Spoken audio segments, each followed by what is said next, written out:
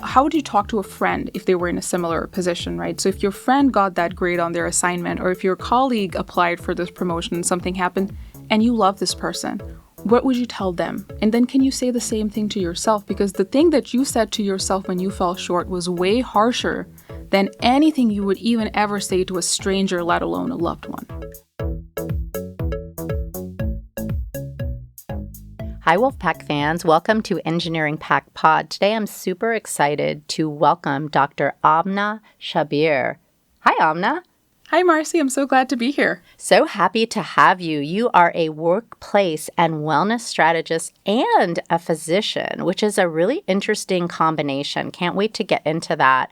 And I want to tell a little bit about you. So after years of pushing through the demands of medicine, you hit a wall. Burnout and moral injury left you feeling depleted, and you knew you had to make a change.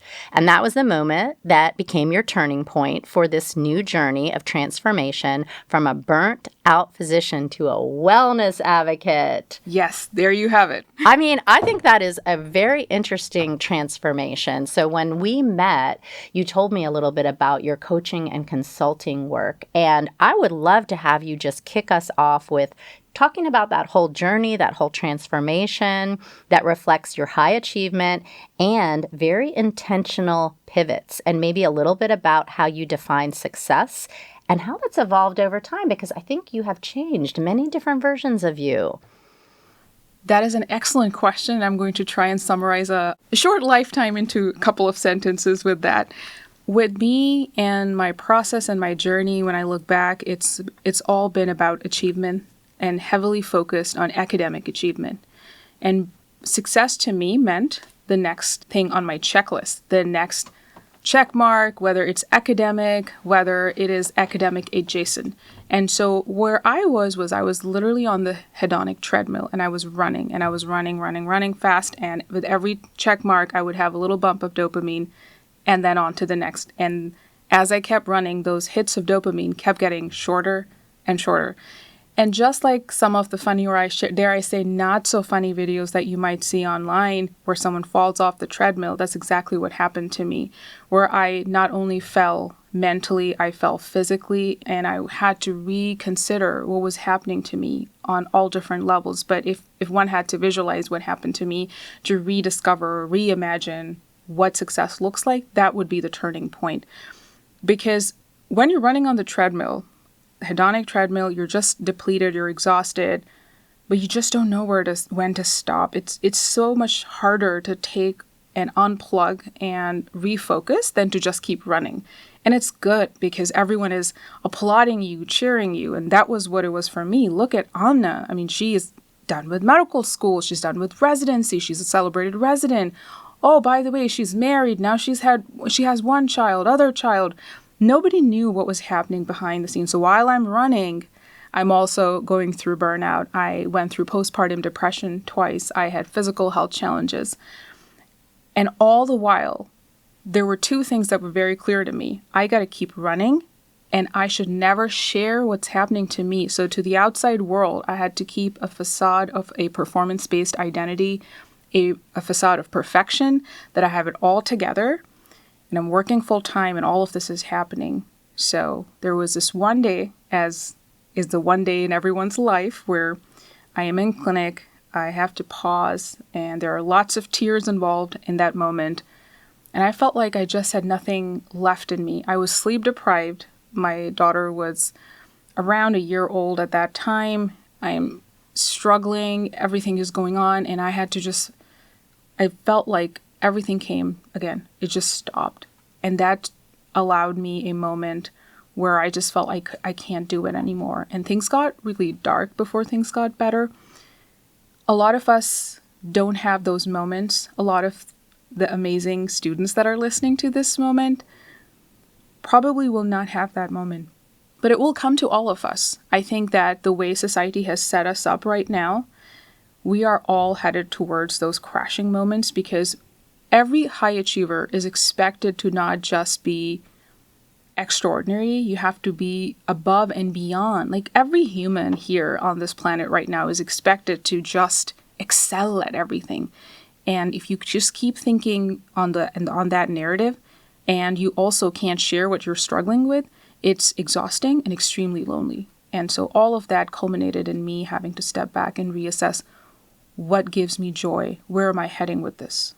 That's a huge transition for you to hit that day and say, I love the visual you gave us of just slapping down off that treadmill and feeling like, this is what I needed to have happen to instigate the fact that I have to do something different in my life. And yes, many of our students are in a very high achieving cycle because they wouldn't be here at one of the best universities on the planet studying engineering if they were average or if they were just settling for mediocre. So I just want to hear more about your thoughts on this high achieving versus being ordinary, extraordinary versus ordinary. What do you think? I'll lead with my new definition of life, where I'm headed to is I actually want to be ordinary. And I think there's nothing wrong with being ordinary. And now a lot of people might tune off this conversation at this point because am I giving you this prescription to be ordinary? What's the point of this conversation? I think that the words we use hold a lot of value, and the pressure that we put on ourselves is not really leading anywhere. So for example, I am a perfectionist. That's not something I'm going to cure suddenly. But perfectionism caused a lot of loneliness in my life, and it caused a lot of exhaustion and depletion. And so when we look at data and research, perfectionists actually tend to burn out farther and more than the ordinary and the average. And also, they don't have more productivity as compared to the average or the ordinary. This is data-driven research. But when you say to somebody, calm your perfectionism these days, it equates to, are you telling me to be ordinary? And so people take it as a slight. And when I was on that treadmill, I was running and I had to slow down. I was so scared. There's this real fear of slowing down because I felt slowing down meant I'm going to be on the couch, face down in potato chips, and there goes my career. Now when I stand and I look back, the question isn't about the phrase that you're going to use, the word that you're going to use. It's this recognition that it's not all or none thinking. It doesn't have to be in a dichotomous binary way. Your well-being, taking time out for yourself, does not need to come at the cost of your ambition or drive or desire to go and get that amazing degree that you're working so hard right now to achieve, or whatever next title, if you're a faculty member, whatever the next research project or grant or the next step on that ladder. Ambition and wellness can coexist. The problem is that we don't see it that way. Ergo, we keep running, and we're running, and we're running, and then you get to the top, as I did, and I looked around, and I asked myself, well, this doesn't feel good at all. I am alone. I am suffering, and I'm tired. I'm physically tired. But then I have to go out and make it look like everything is fine, like that meme, everything is fine, there's a fire everywhere. And so when I continue to stay in that space of performance-based identity instead of a values-based identity, I keep looking for ways, like somebody has to come and tell me that I need to rest where it's me. I have to rest. I have to recognize what the next step for me has to be. So this idea is really novel to me. I haven't heard this before, where you do not have to sacrifice your ambition for your well-being. And we want everyone to take care of themselves. We know that the result of not taking care of yourself is horrible, and we don't want to see that in any of our students. But our students will all say they're exhausted, and they'll all say, like, how are you? I'm tired. That's just the norm. And I guess we're supposed to all just be in that performance-based culture. But I want to hear what your definition is, because you're saying, no, we're switching that binary of either you're an achiever or you're chopped liver. There's something in the middle where you have a values-based culture. Tell us more about that. So I'll speak first to that initial thought that I had, where yes, either I am achieving or I'm losing. There's nothing in the middle. And when I was going up this and climbing onto the hedonic treadmill, all the quotes that I used to read and the words that I used to motivate myself were all go, go, go. The problem wasn't the fact that I was go, go, go. And the problem isn't the students that are working hard and that they think that I have to either work hard or I have to take care of myself. The problem is the prescriptions that are being handed to them by society over and over again. The word wellness, I mean, I'm seriously considering this word and what this means to every one of us. People and students, every day they wake up and they're told by the social media, here are all the things that you need to do, and that's how you're going to be well. When you have done your morning meditation, then your stretch, then your journaling, then your yoga, then your protein shake, then your green smoothie, then your vitamins, then your cold plunge, and like all these other things, then you're going to be well. Well, wellness is a very personal thing. And when I look back at life, the only wellness that I needed in medical school and training was not screaming at my own self, was self-compassion. The only thing that I needed was this permission to not berate myself when I got anything less than 100%. And those tendencies of self-criticism started as early. I look back, maybe I was 8 years old or younger, was the first time like I told myself, you're not smart enough. And that never went away. And me working harder and getting towards my goals did not take away from that incessant negative self-talk. So for me, people ask me, Amna, you look great now. I know I'm being a little bit different in my conversation style right now, but yeah, you look great, Amna. What happened to you? And what have you done to make you actually physically look great, not just mentally look great? And I say it's self-compassion. There is a war that's raging in the minds of all high achievers. And again, there is data that suggests that perfectionists are low in self-compassion and high in self-criticism. That is the war. If we can calm that inner war and make ourselves our allies, everything changes. And so my answer to why do I look so great physically and feel so great mentally has been the work of undoing of decades of this incessant negative self-talk. So what's the one thing that I need for my well-being? That was actually self-compassion. You cannot succeed in life by beating yourself up and having that inner war. You are not going to be a great leader. You're not going to be able to manage high pressure environments if you are in a situation of crisis, also having this inner dialogue with yourself and beating yourself down. So yes, ambition and well-being can coexist, and wellness and well-being are subjective, and they vary for each and every one of us, and they vary for us based on how we were raised, what we believe, what our culture has shown us. And so to take a very prescriptive approach, which is what social media does to us, it makes us constantly feel not enough. Like, oh my goodness, I didn't drink that green smoothie, or I didn't have that supplement, or the ice plunges, or all these other things that I'm supposed to do, ergo I'm not well. So how can we make things easy and doable and step away from all these prescriptions that are being handed to us? So that's my, I would say, answer to the first part. And I want to just jump in on that because I love what you just said. So self-compassion, permission slip granted to everyone listening that is beating themselves up. But, and I can't remember the second part of my question, but I'm going to go on this other side, which is, but they might argue that that's what got me here. That's what got me admitted to a PhD program, was because I always said, oh, I got 99, I should get 100. I love that you bring that point up, because that's exactly what I struggled with when I say I'm going to be on the couch face down in potato chips if I stop yelling on myself. But that's not what's going to get you to the next stage. What got you here won't get you there. It will tire you out. This will burn you out. And I'm saying this with certainty because I can stand on the back of actual statistics and say that. This will burn you out. And the question then becomes, and I'm also one of those people when you said, okay, is this lady just saying if I give myself a hug, everything will be okay? And my short answer is yes. Short answer is yes. But then how do you do that? Like, what does that practically look like? Practically, what self-compassion looks like is you are going to become a real amazing student. You will become a great leader. Because all of us in life, when we want to go and do big things, those amazing goals we want to achieve, we will fail.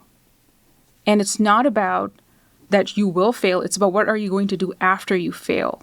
So how do you fail? How well do you fail? And if you kick yourself when you're down, you're not going to take that next step. You're going to procrastinate. A lot of times, procrastination is not a time management strategy problem. It's a self-compassion problem. Because you're so afraid the next time you actually try that thing, when you fail, you will be so hard on yourself. And so if you make yourself your ally, you will fail better. You will go the extra mile. If you decide consciously that I'm never going to fail, every time I fail, I will get right back up and I will just keep going. Imagine what kind of human you're going to be in what I talk about sustainable well-being. This is sustainable well-being. It's not behind some object or some marketing ploy that wellness is hiding. It's not hiding behind that green smoothie or there's nothing against green smoothies. Like, they're great if you love them. But it's not something you can buy. It comes inside. That's the piece of it. Like that hug, that could be anything. That could be a walk in nature. That could be petting your dog. Yes. And so practically, again, coming to that point is the next time you get a bad grade or your assignment falls short of what you wanted, how are you going to talk to yourself? In that moment will determine the next time you submit an assignment, how you show up for yourself. So the way I started practicing self-compassion, and I'm so glad I stumbled on the works of Dr. Kristin Neff, they have been life-saving for me, is how would you talk to a friend if they were in a similar position, right? So if your friend got that grade on their assignment, or if your colleague applied for this promotion and something happened, and you love this person, if love is too much of a stretch, you think nicely of them, what would you tell them? And then can you say the same thing to yourself? Because the thing that you said to yourself when you fell short was way harsher than anything you would even ever say to a stranger, let alone a loved one. And I love saying it out loud, too. I know that sounds a little bit over the top, but I will look in the mirror and say, you got this today, rather than, oh my gosh, you look like you are having a horrible day today. Like everybody else looks, and that's the comparison. You talked about social media, the filters and everything. Everyone looks like they've got it together when they come in the class. I look like I am just, and it could be physical, it could be whatever you're saying before, I'm not blank enough, I'm not smart enough. And you said earlier that there's that voice in your head.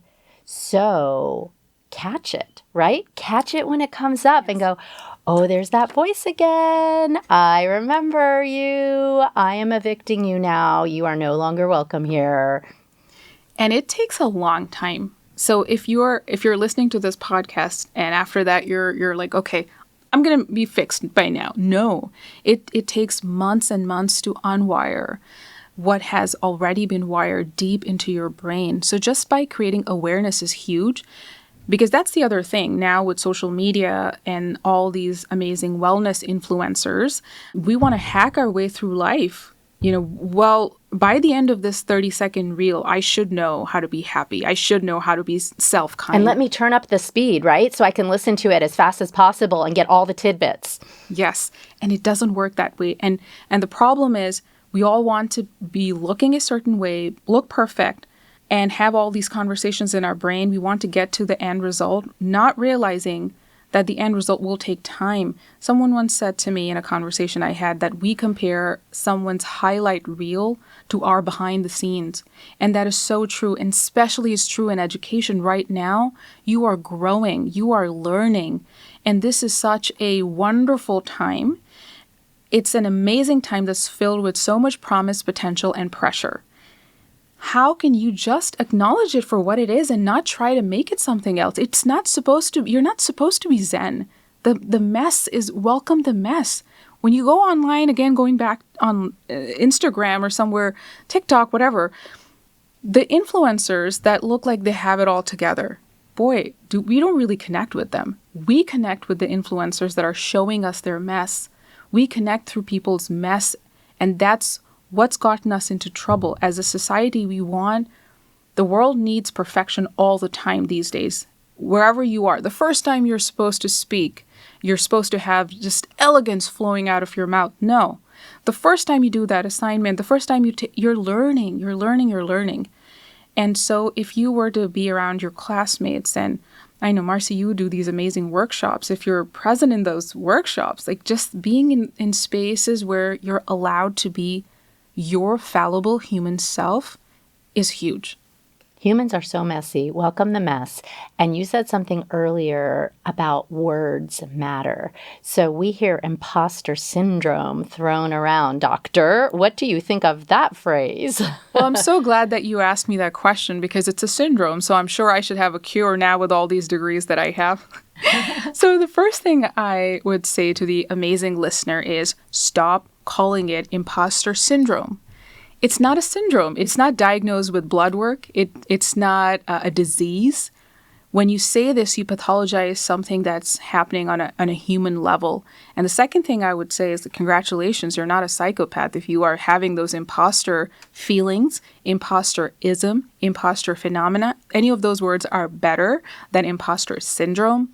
And just notice the way you talk about this, because if you're going to always look for growth and moving up the ladder, which I hope you are looking for growth and you're in that phase of life. Again, you're going to do these amazing, wonderful things and you're going to work hard.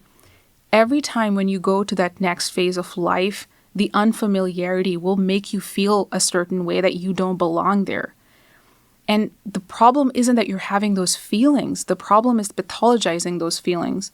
It's not a syndrome. Being open, welcoming this recognition, oh, there is that feeling again that I've had.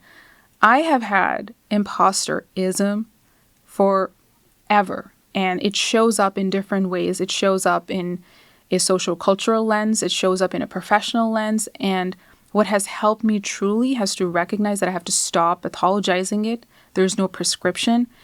And nobody around me has it all together. They might look like it, but their homes have problems, their issues. And this is like in a state of non-judgment. I'm not saying, oh, you got other problems. I'm saying that we're all human beings. What you might be seeing is one side of the story. You don't know the whole story. But the problem is with all this binary thinking, this quick culture, quick dopamine hits, all you see is someone's front, perfect, curated, highlight reel, and you compare yourself to that. Then you feel like a fraud, and then you're unkind to yourself.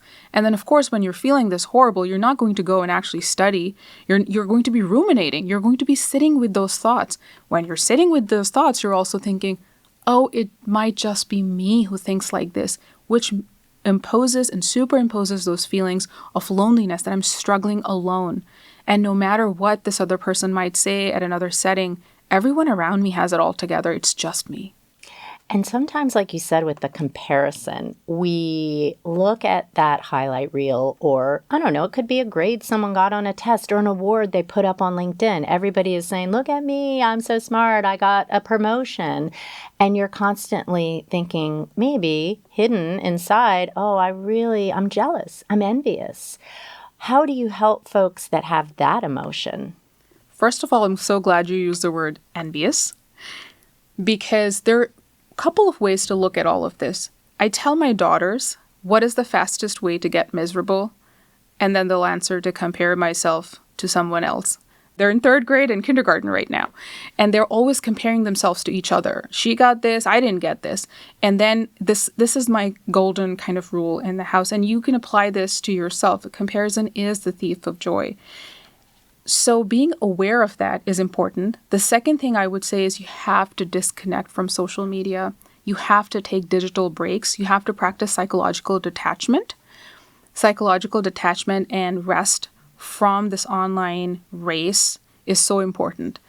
And so actual physical break and a digital boundary is really critical for your well-being. I feel so much better when I practice that, and I will go offline for a couple of weeks. And when I'm on there, I'm on there. And when I'm off, I'm off.